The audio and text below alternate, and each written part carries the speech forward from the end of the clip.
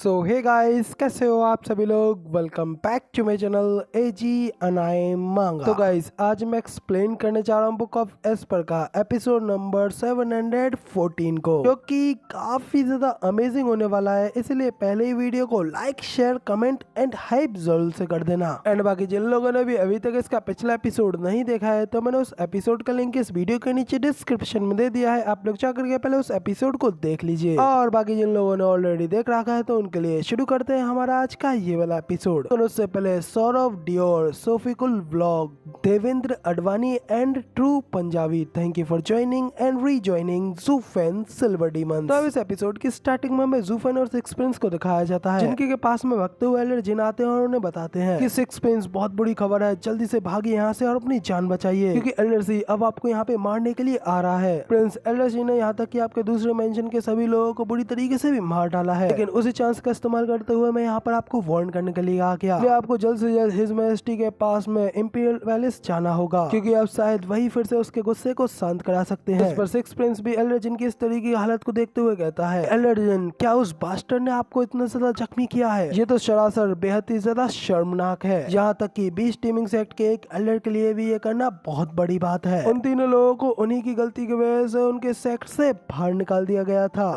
वो इस चीज का गुस्सा आम लोगों के ऊपर निकाल रहे हैं। तो इस पर इधर एल्डर जिन उन्हें बताते हैं, भले ही बीस्ट टीमिंग सेक्ट ने उन्हें लात मार कर अपने सेक्ट से बाहर निकाल दिया, लेकिन फिर भी वो अभी भी इथेरियल स्टेज के एल्डर्स हैं, जिनके पास में अभी भी उनकी पावर्स हैं। जब तक कोई गंभीर घटना नहीं घट जाती, तब तक सेक्ट उनके कामों में कोई टांग नहीं अड़ाएगा। तो बस इतना कहकर के इस सब चीज को इग्नोर करेंगे कि उन्होंने अपने सेक्ट से उन्हें बाहर फेंक दिया है, लेकिन फिर भी वो इथेरियल स्टेज के एक्सपर्ट्स हैं। तो फिर आखिर एम्पायर में कौन होगा जो उनसे लड़ना चाहेगा? प्रिंस, हम वाकई में आपके इन प्रिंसिपल्स को एडमायर करते हैं, लेकिन अब मुझे अपनी लाइन तोड़ करके आगे बढ़ना ही पड़ेगा। और क्योंकि आप बेहद ही ज्यादा भोले हैं, इसलिए मैं आपको बता दूं, क्योंकि कुछ ऐसी चीजें होती हैं, कुछ ऐसे लोग होते हैं जिनसे कि आपको बिल्कुल भी पंगा नहीं लेना चाहिए। तो ये सब सुन सिक्स प्रिंस भी गुस्से में अपनी मुट्ठी भींचते हुए कहता है, डैम इट, उन कमीने लोगों ने पूरे के पूरे इंपीरियल कैपिटल के अंदर अशांति फैला रखी है, और अब तो उनके अंदर मुझ पर हमला करने की भी हिम्मत आ गई है। तो क्या इसका मतलब ये नहीं है कि वो किसी के भी प्रति कोई भी संयम नहीं रखते हैं? तो फिर आखिर इस तरीके की हालत में हम लोग आखिर क्वानरोंग एम्पायर के ऊपर अपना राज कैसे कर सकते हैं? नहीं, मुझे जल्दी इंपीरियल फादर से इस बात की अपील करनी होगी कि वो इन तीनों कमीनों को यहाँ से जल्दी बाहर निकाल फेंकें। इस पर वेनेबल जिन उनसे कहते हैं कि इस सब का कोई फायदा नहीं है, क्योंकि ऑफ कोर्स हिज मैजेस्टी भी नहीं चाहते हैं कि वो लोग उनकी कैपिटल में रहें, लेकिन कोई भी यहाँ पर उनके बराबर स्ट्रॉन्ग नहीं है। उन तीनों बूढ़े कमीनों को लात मार करके इस बीस्ट टीमिंग सेक्ट से बाहर फेंक दिया गया, और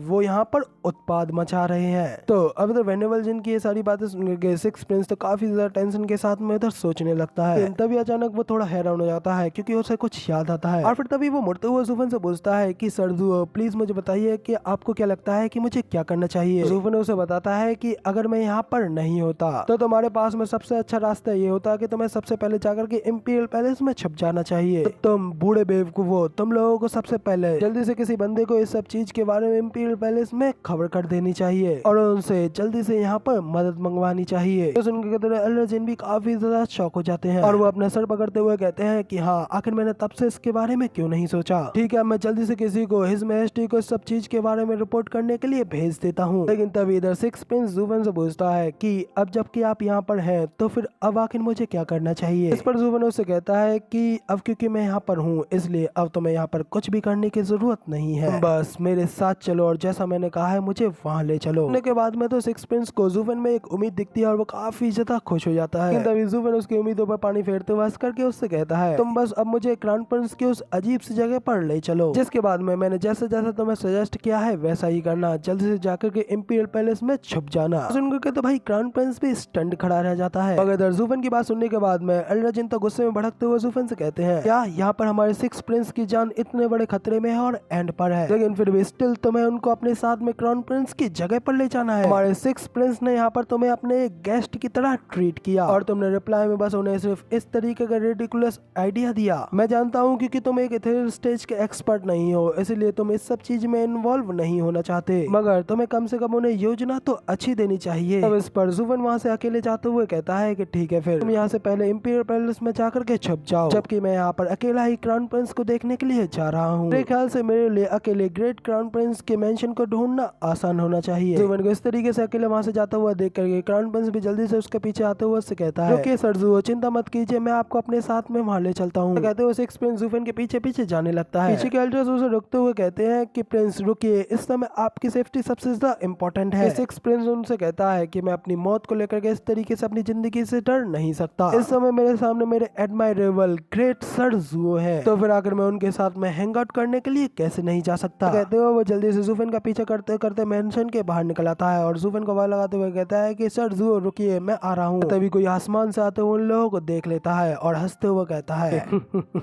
तो छोटे बच्चे तुम यहाँ पर हो, तुमने मुझे नाराज कर दिया, जबकि मैंने यहाँ पर अपनी अंतरात्मा के विरुद्ध जा करके मैंने तुम्हारे फादर की बात मान करके तुम्हें माफी मांगने देने का एक चांस दिया, लेकिन तुमने तो यहाँ पर मुझे धोखा दिया, इवन कि तुम मुझसे मिलने भी नहीं आए। इसलिए अब अगर एम्परर भी यहाँ पर तुम्हें बचाने के लिए मेरे सामने आ जाए तो भी आज तुम्हें यहाँ पर मेरे हाथों से कोई नहीं बचा सकता।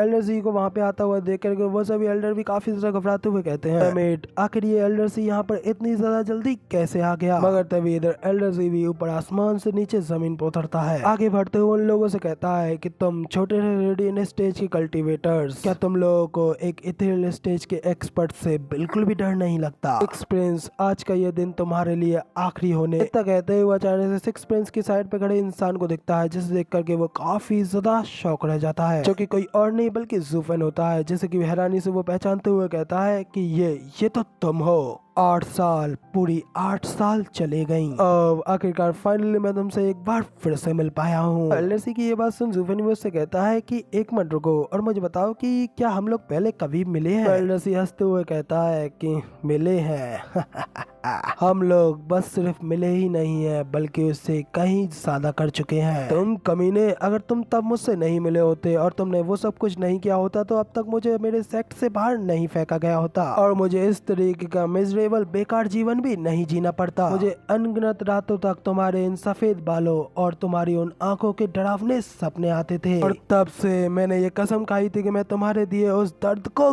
कभी नहीं भूलूंगा। तो एलएसी के मुंह से ये सब कुछ बकवास सुनने के बाद में जुफन सिर्फ उसने इतना ही कहता है कि तुम खाली साफ साफ ये बताओ कि एग्जैक्टली तुम हो कौन। इस पर एलएसी हंसते हुए कहता है कि मुझे लगता है कि तुम कुछ ज्यादा ही भुलक्कर हो, ताकि ये बात भी नेचुरली है क्योंकि मैंने अपना रूप बदल लिया है। बदमाश बच्चे, क्या 8 साल पहले टियानी में हुए ये तो तुम्हें अभी भी याद है? तुम कमीने, तुमने मेरी ओल्ड बॉडी को पूरी तरीके से बर्बाद कर दिया था। इसके बाद फिर वो पागलों की तरह चिल्लाते हुए कहता है 8 साल, पूरे 8 साल में शर्म को अपने ऊपर धोता आया हूँ, आज फाइनली मैं यहाँ पर तुमसे अपना बदला ले पाऊंगा। सब कुछ हमारे उस वॉर को हारने और डीमन स्कैमिंग सेक्ट के हाथों पकड़े जाने और उन लोगों के हाथों हमारे खिलाफ घुसपैठ करने वाले प्रूफ को मिल जाने की वजह से हुआ। फिर उसके बाद बाकी के दोनों सेक्टों ने हमारे सेक्ट के ऊपर दबाव डाला ताकि हम लोग इस क्राइम के लिए अपने स्पीड स्टोन के साथ में इसकी पेमेंट कर पाए। इसके बाद मेरा रास्ता, मेरा पाथ भी बर्बाद हो गया और मेरे सेक्ट ने मुझे बाहर फेंक दिया। एलएसी को इस तरीके से चीखते हुए देख करके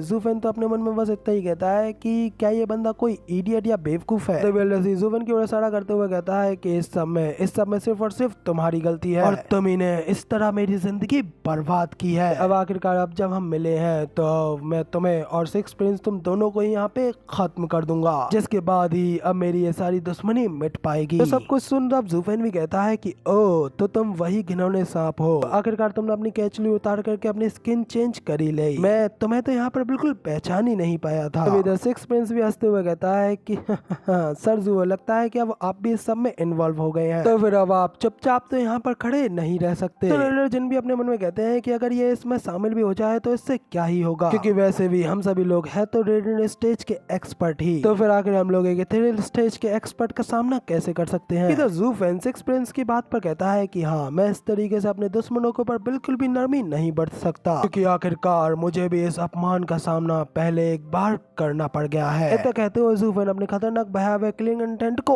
अनलेस करता है। इसको सेंस करते ही एल्डरसी के दिल में तो एक ठंडी सहरन सी बह जाती है और वो जुफन के इस भयावह प्रेशर को देख करके घबराते हुए अपने मन में कहता है कि कि आखिर ऐसा कैसे हो सकता है, ये तो सिर्फ अभी भी एक रेडनेस स्टेज का ही एक कमीना है ना। तो फिर आखिर ये इस ओल्ड मैन को इतना ज्यादा डर का एहसास कैसे दे रहा है, आखिर ये फीलिंग, आखिर ये डर की अजीब सी फीलिंग क्या है। इसी के इतना सोचते अचानक से ज़ूफेन पलक झपकते ही उसके पीछे अपीयर हो जाता है। इसी के अपने पीछे सेंस करके एल्डर सी की तो आंखें खुली की खुली रह जाती हैं। ब्रदर ज़ूफेन एक पल का भी इंतजार नहीं करता और अपने खतरनाक से पंच को रेडी करते हुए वो अपने उस पंच को सीधा एल्डर सी में दे मारता है, जिसका कि पावर प्रेशर इतना ज्यादा खतरनाक होता है कि उसके अंदर से भयानक एनर्जी अनलेस होने लगती है। पंच का इम्पैक्ट इतना ज्यादा खतरनाक होता है कि उससे एल्डर सी खत्म तो होता ही है, और उसके साथ साथ उस पंच के आगे जो कुछ भी आता है वो वहीं पे डिस्ट्रॉय होता जाता है, जिसकी पावर्स को देख करके तो सिक्स प्रिंस के सभी एल्डर्स का मुंह खुला का खुला रह जाता है। अपने आइडियल अपने हीरो के एक और खतरनाक पंच को देख करके क्राउन प्रिंस तो खुश होते हुए कहता है कि कूल।